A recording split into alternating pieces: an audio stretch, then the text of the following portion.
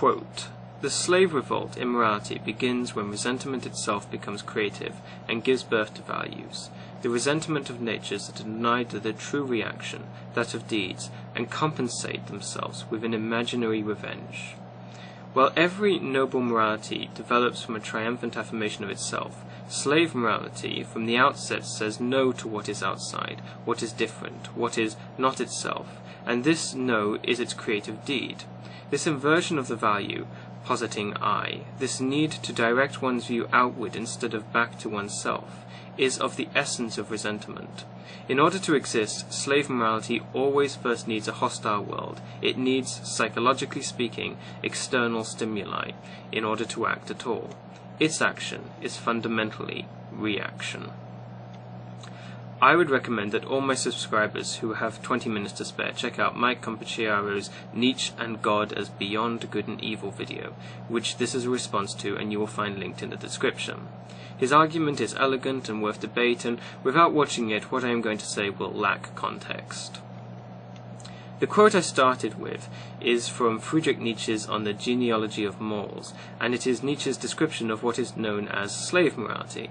I believe that Nietzsche's intellectual descendant Emile Cioran also described this well in his History and Utopia, linking slave morality directly to a belief in God. Quote, "In most cases we attach ourselves to God in order to take revenge on life, to punish it, to signify we can do without it, that we have found something better, and we also attach ourselves to God in horror of men." Compachiaro's thesis is that God's values are not values in the sense that Nietzsche speaks. They are transcendent, transmoral, not created by humanity, but discovered. The will of God is not morality, and to say otherwise is to misunderstand morality's ontology. This, he contends, is proven by a Nietzschean interpretation of morality, and in contrast to this, the teachings of Jesus Christ. This is because Jesus' teachings are contrary to the morality of pagan gods, and therefore contrary to the values created by humanity that pagan gods represent. If Jesus opposes humanity's morality, then, Compachiaro asked, is he not a transmoral God?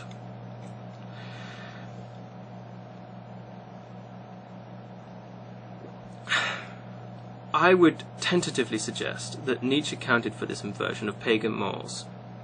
Indeed, I would go so far as to say that it is only with this inversion that morality becomes recognizable in the sense of good and evil, that Jesus is only beyond the morality of good and bad, the pagan's morality, the master's morality, the noble morality.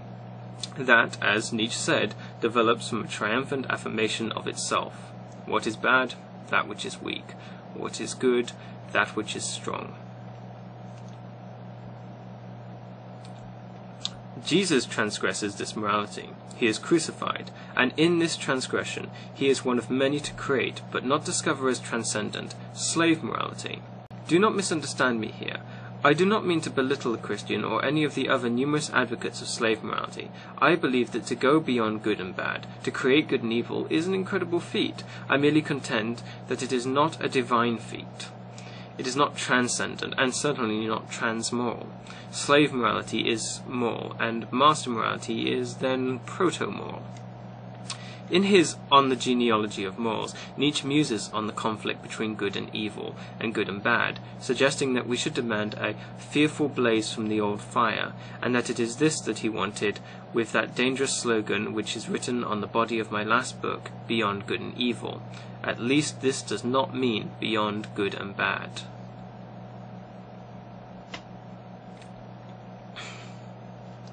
If there is a sense in which God is not bound to the morality of good and evil, then I suggest you discover it not in the philosophy of Nietzsche, but in the post-Hegelian philosophy of Max Stirner, in his The Ego and Its Own. Quote, "You have much profound information to give about God, and have for thousands of years searched the depths of the Godhead and looked into its heart, so you can doubtless tell us how God himself attends to God's cause, which we are called to serve. And you do not conceal the Lord's doings either. Now, what is his cause? Has he, as is demanded of us, made an alien cause, the cause of truth or love, his own?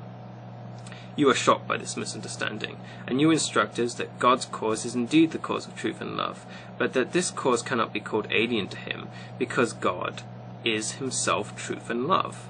You are shocked by the assumption that God should be like us poor worms in furthering an alien cause as his own. Should God take up the cause of truth if he were not himself truth? He cares only for his cause, but because he is all in all, therefore all is his cause. But we are not all in all, and our cause is altogether little and contemptible. Therefore we must serve a higher cause. Now it is clear. God cares only for what is his, busies himself only with himself, thinks only of himself, and has only himself before his eyes. Woe to all that is not well pleasing to him. He serves no higher person, and satisfies only himself. His cause is a purely egoistic cause." End quote. However, this is of no use to the Christian, for, as God is all in himself, then God is not transmoral, but an ethical nihilist, and furthermore this God, being all in all, requires no worship. Certainly God here escapes good and evil, but in placing no cause higher than himself, God is amoral in the same way that Stirner's egoist is amoral. And in this way we return to that noble morality, Nietzsche's master morality that comes from a triumphant affirmation of itself, or, as Stirner says, nothing is more to me than myself.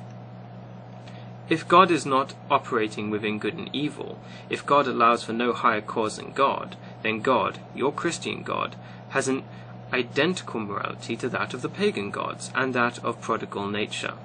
God, then, is not transmoral, but protomoral, which, according to the morality of slaves, is evil.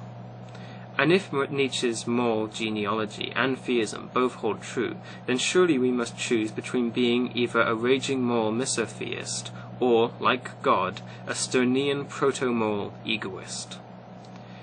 Thank you for listening.